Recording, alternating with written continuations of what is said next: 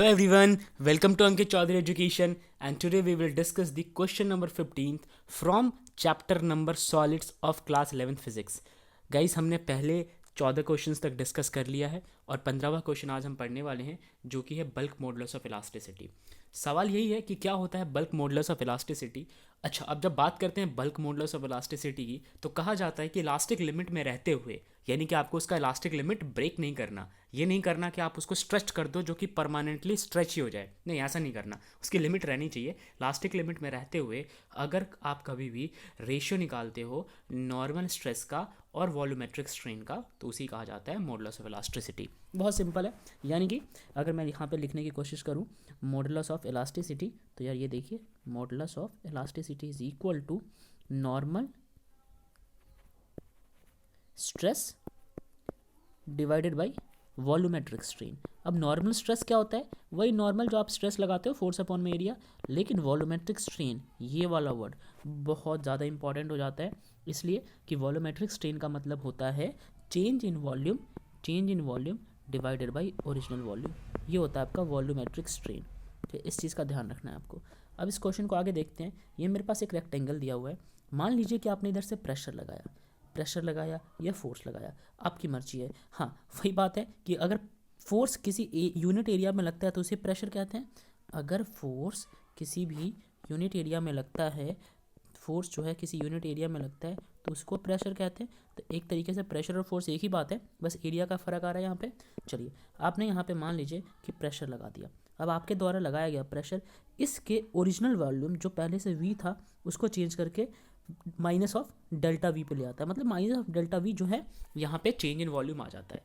अब वॉल्यूम में चेंज आ गया, यानी कि इसका स्ट्रेन डेवलप हो गया। स्ट्रेन कैसा, वॉल्यूमेट्रिक स्ट्रेन। और आपने जो प्रेशर लगाया था उसको कह सकते हैं आपने स्ट्रेस लगाया इस पर, तो इन्हीं का अगर रेशियो निकाला जाए तो यही कहलाता है modulus of elasticity.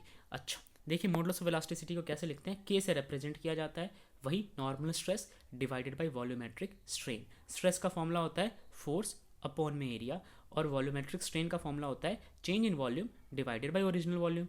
Minus sign indicate कर रहा है कि आपने वॉल्यूम को डिक्रीज किया है, आपने ओरिजिनल वॉल्यूम से वॉल्यूम को यहाँ पे डिक्रीज कर दिया है।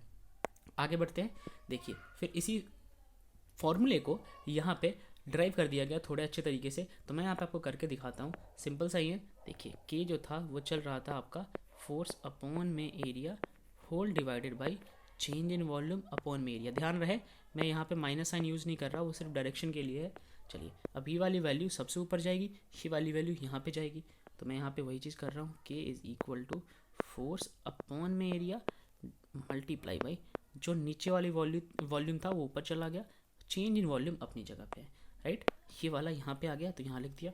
अब देखिए, अब यहाँ पे क्या होगा, फोर्स इंटू में वॉल्यूम हमें समझना है। यहाँ पे एक बहुत इंपॉर्टेंट बात है कि अगर मैं फोर्स को लिखना चाहूँ तो फोर्स जो होता है वो होता है प्रेशर, फोर्स अपॉन में एरिया होता है आपका प्रेशर के इक्वल, ठीक है। तो अगर मैं यहाँ पे फोर्स को लिखना चाहूँ तो फोर्स लिख सकता हूँ प्रेशर इंटू में एरिया, गुड। तो यहाँ पे मैंने फोर्स को लिख दिया प्रेशर इंटू में एरिया, इस फोर्स को यहाँ पे सब्सटीट्यूट कर दूंगा, राइट। तो यार ये K is equal to P into में ए डिवाइडेड बाई, ऑलरेडी ये एरिया चल रहा है, ऊपर वी चल रहा है, नीचे डेल्टा वी चल रहा है। चलिए, अब जो वैल्यू कट सकती है आप उन्हें काट लीजिए। इस एरिया से एरिया कट जाएगा, तो वही सेम चीज़ है यहाँ पे कि अब बच गया प्रेशर और वॉल्यूम, यहाँ पे बच गया प्रेशर और वॉल्यूम, नीचे केवल डेल्टा वी बचा।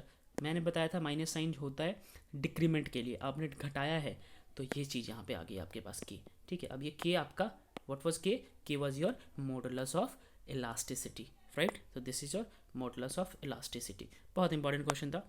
उसके बाद अब आप यार इसका यूनिट्स वगैरह पढ़ सकते हो। इसका जो एसआई यूनिट होता है न्यूटन मीटर स्क्वायर। आप देख सकते हो एसआई यूनिट यहाँ पे बनेगा इसका न्यूटन मीटर स्क्वायर या फिर पास्कल, ठीक है।